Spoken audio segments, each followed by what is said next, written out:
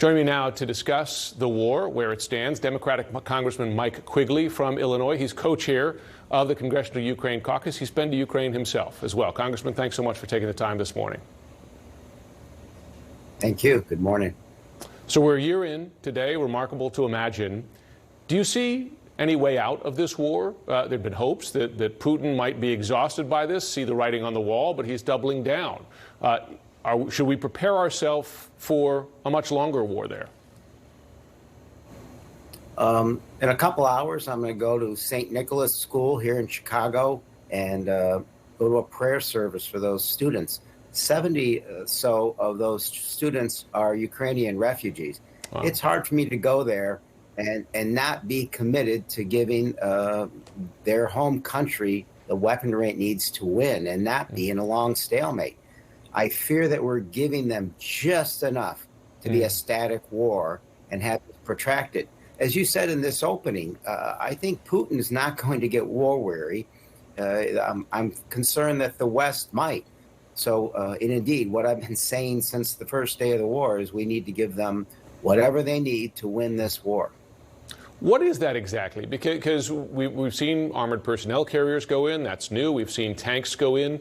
Those considered essential to allowing Ukrainian forces to punch through Russian lines, gain back territory.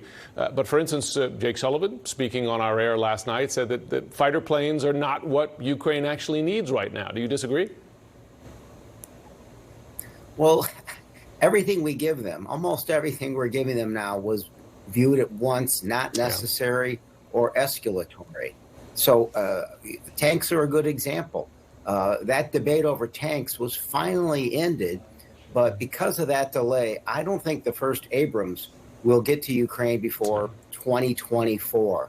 The same thing will be said in the future for F-16s or ATACMS, the longer range weaponry. We saw HIMARS be discouraged, and then they changed the course of the war to a large extent. They pushed the Russian forces back 50 miles and their munitions. Can we continue to do that? Putin won't change his mind on this. But what Zelensky said when I was in Ukraine and what he said when he came to the capital of our country was, help us win quickly. It's important that this be ended as quickly as possible because Putin doesn't care. He seems to send his people as cannon fodder. It's a different story for the West. Secretary Lloyd Austin said the war on CNN this morning that the war will most likely end with negotiations. China says it has a peace plan. Do you consider China a credible mediator to this war? Well, not a mediator, but they can play an important role. Which China are we talking about? The China which seems to want to normalize relationships with the U.S., where the president's meeting, Secretary Blinken meeting with his counterpart, or the China that sends a spy balloon down the center of the United States and apparently making noises about sending weaponry to the Russians. So I think our goal needs to be diplomatically unify the West to let China know it will be isolated if it does more. So I'm not sure they can be a credible mediator, but I do think they can play a role pressuring Putin to move toward a resolution of the conflict. The U.S. concern is that China may do just that, is become more involved, provide lethal assistance. And we're hearing, including from Jessica Yellen, the Treasury Secretary, discussion of what penalties might look like economically. What penalties are necessary to deter China from taking this step? Look, if China wants to normalize relationships, we have to threaten them with the opposite. And it obviously can't be unilateral.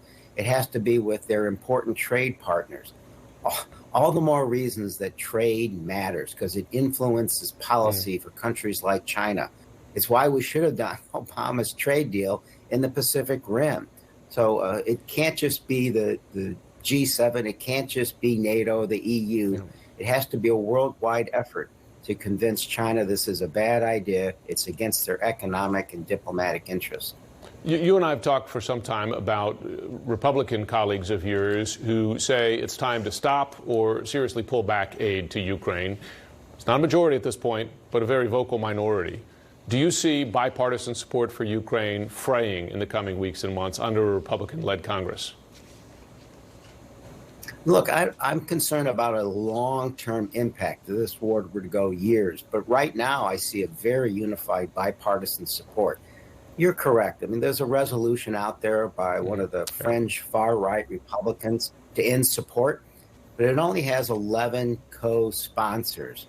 In the meantime, I think it's more instructive that we listen to the statement, read the statements of Chairman Turner, Chairman McCall.